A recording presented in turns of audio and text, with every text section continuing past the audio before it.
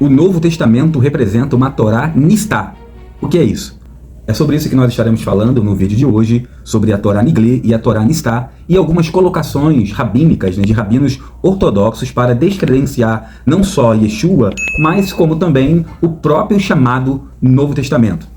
O conceito de Torá Nigli e Torá Nistá estão relacionados com aspectos, ou campos de estudos relacionados com a Torá. Quando nós falamos Torá Nigli, nós estamos se referindo à chamada Torá revelada, os aspectos relacionados com a Torá revelada, o Midrash, a Alahá. Dentro dessa perspectiva nós temos a chamada Torá Deoraita ou a Torá Shebirtav, que é a Torá escrita.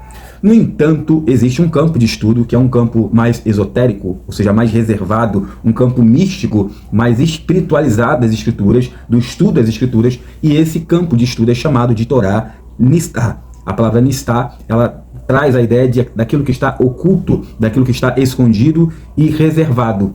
E é aqui que se encontra grande parte dos problemas exegéticos hoje que nós às vezes temos que lidar dentro do segmento judaico-messiânico e até mesmo dentro do meio cristão, quando se trata de compreensão ou da compreensão de algumas partes das escrituras do chamado, ou que compõe o chamado Novo Testamento. É claro, eu estou usando essa expressão aqui, Novo Testamento, mas nós compreendemos que o próprio conceito de Novo Testamento ele é um conceito cristão que se desenvolveu dentro do ambiente cristão, trazendo já a ideia de algo desvinculado daquele ambiente e contexto judaico.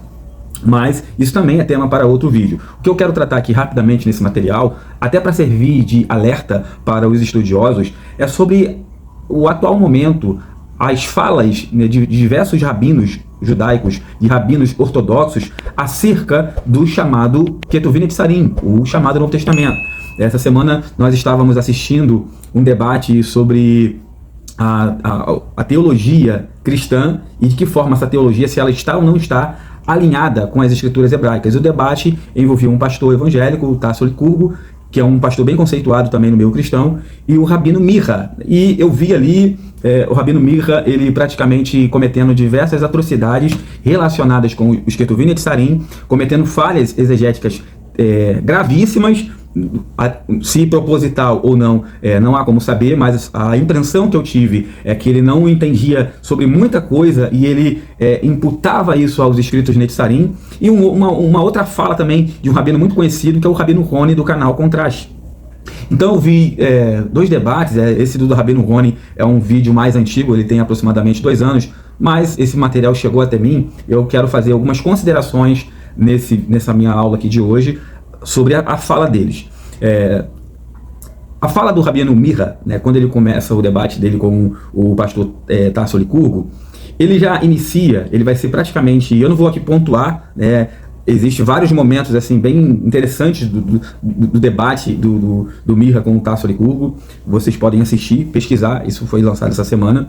Eu vou aqui fazer algumas considerações acerca de alguns pontos do debate que eu achei interessante.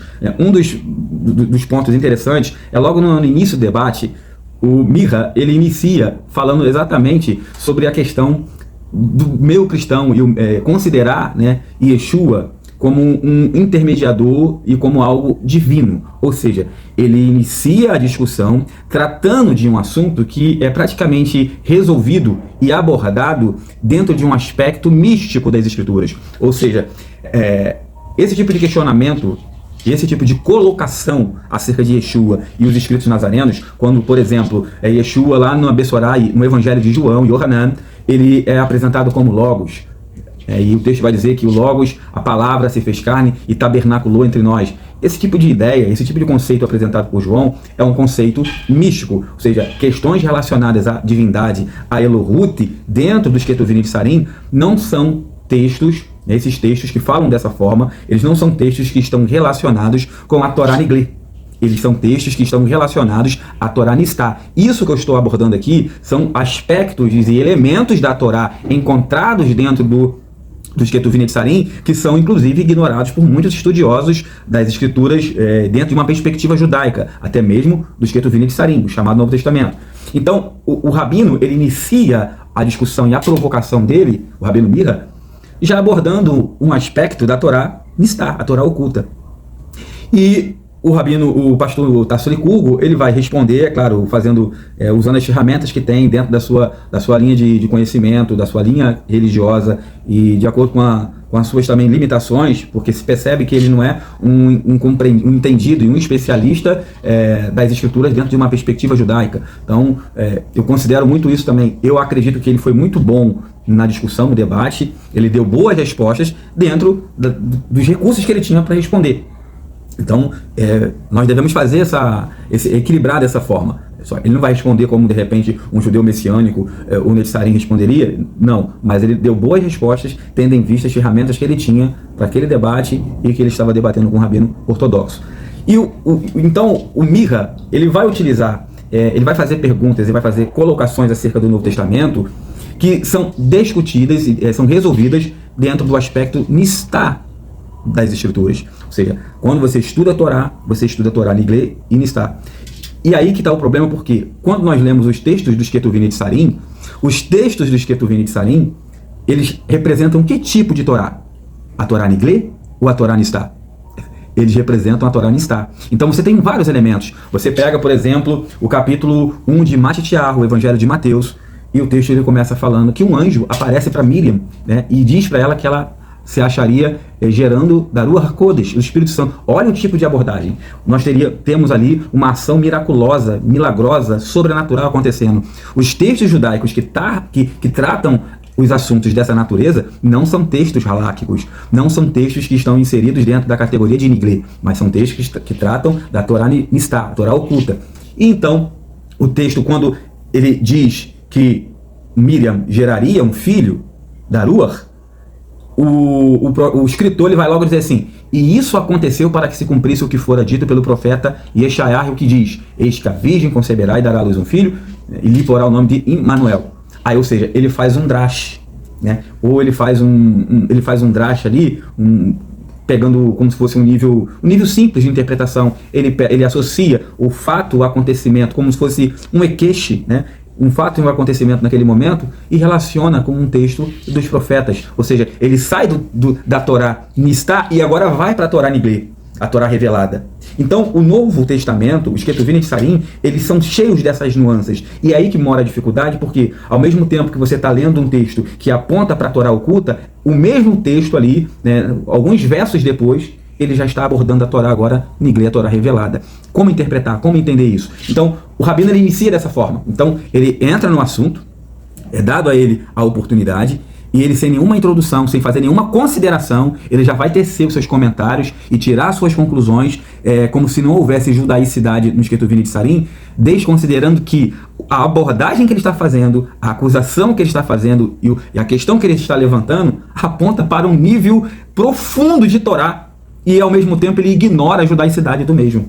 E é tão simplória a posição do rabino Mirra, que lá por volta do capítulo, o minuto 18 do vídeo, quando ele fala que Yeshua comeu pão com os discípulos, aí ele fala assim: a festa do Pessa nós comemos matissá, o texto diz que ele comeu pão.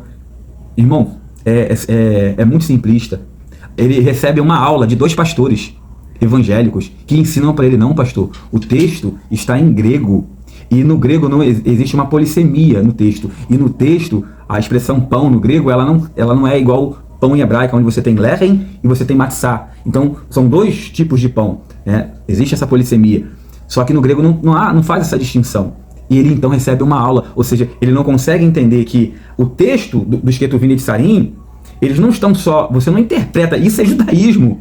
Quando as obras, por exemplo, o Sefer Tania vai falar das 70 faces da Torá, igual o Zohar vai falar. Então, essas 70 faces, você interpreta as escrituras, né, dependendo do tipo de linguagem que está sendo utilizado ali, você não vai interpretar apenas gramaticalmente, semanticamente. Não.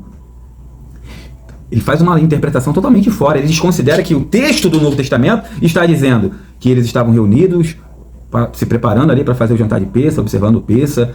Todo o período ali era um período relacionado com Pessa, com a Páscoa judaica. Ele desconsidera isso. Ou seja, o que se come na Páscoa judaica? Você tem Yeshua, um judeu, você tem os discípulos que eram judeus, como dentro de um território judaico. Como que se observa uma festa judaica dentro de um território judaico por judeus? É comendo pão comum? Então, eu acho incrível né? E tem um momento que o pastor Licurgo fala assim, e Jesus, ele usa o nome grego, Jesus representa o judeu mais puro. Ele fala do maior nível de integridade por parte de Yeshua. Ou seja, enquanto você tem um judeu defamando outro judeu, você tem um pastor evangélico defendendo a honra de um judeu. Isso é vergonhoso. Vergonhoso isso. Enquanto um faz lashon hará de um judeu, o outro, um gentil, vai lá e defende a honra do judeu. Então isso é vergonhoso. Então o debate, que ali não houve um debate, ali teve uma aula.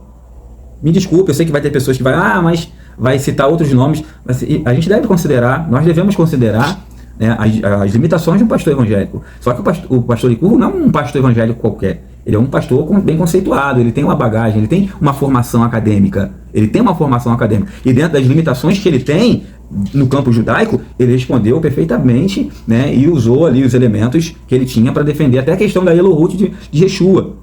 É claro, o texto, quando fala da questão do Logos, existem ali a questão da própria perspectiva que Philon vai apresentar acerca do Logos, que se assemelha muito com o conceito de Atzimut, de Tzimtzum, de Ensof, apresentado dentro da Cabala luriânica.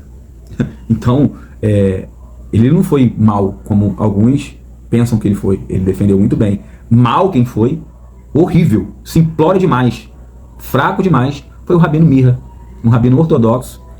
E toda vez que eu vejo ele em debates com os cristãos, ele recebe aula. Então, esse é um comentário. O outro material que eu vi, onde o rabino ele vai desconsiderar esses conceitos de Torá Nigle e Torá Nistá, é o rabino Rony do canal Contraste.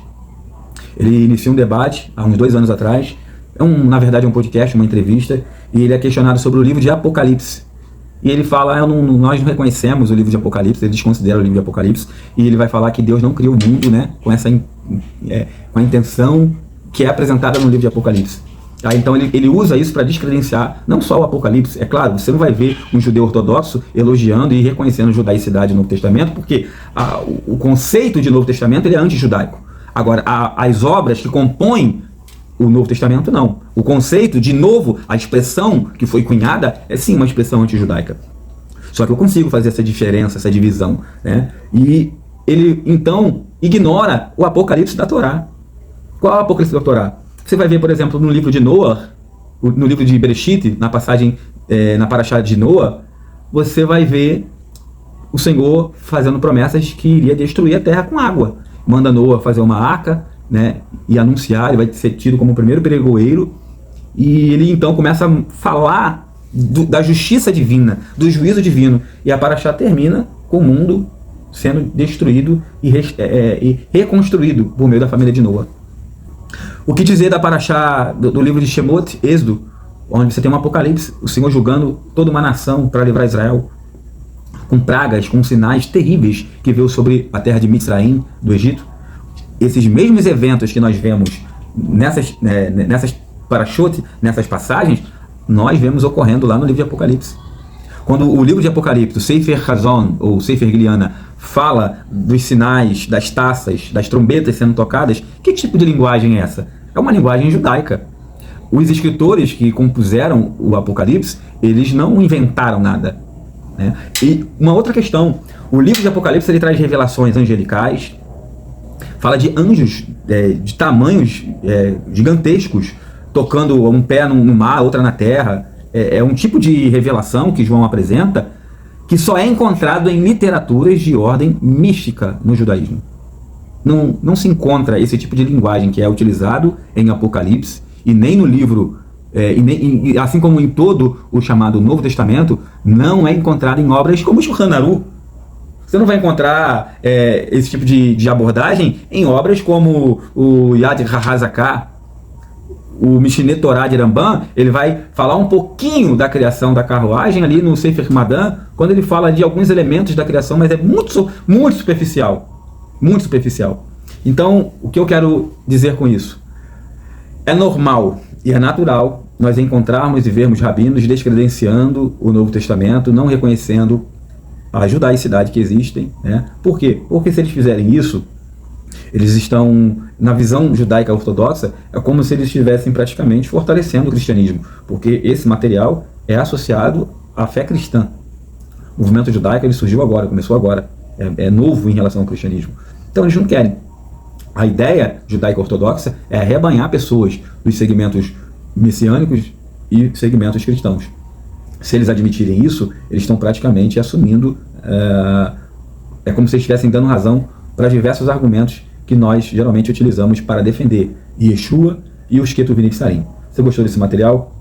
Não deixe de curtir, compartilhar, comentar para que o YouTube também entenda a relevância desse conteúdo, desse canal e recomende nossos vídeos para mais pessoas dentro dessa plataforma. Caso você não seja inscrito, se inscreva nesse canal. Procure também o livro A Voz do Mashiach, é uma obra onde nós falamos sobre Mashiach dentro de uma perspectiva mística, está dentro da plataforma iClap, nós deixaremos o link aqui. Caso você também não faça parte ainda do grupo Hebraica, deixe aqui na descrição, no comentário desse vídeo, eu quero fazer parte. E eu estarei enviando o link do nosso grupo para vocês, tá bom? Um forte abraço para aqueles que nos acompanharam até aqui e eu aguardo vocês no próximo material aqui no canal Or HaTorah.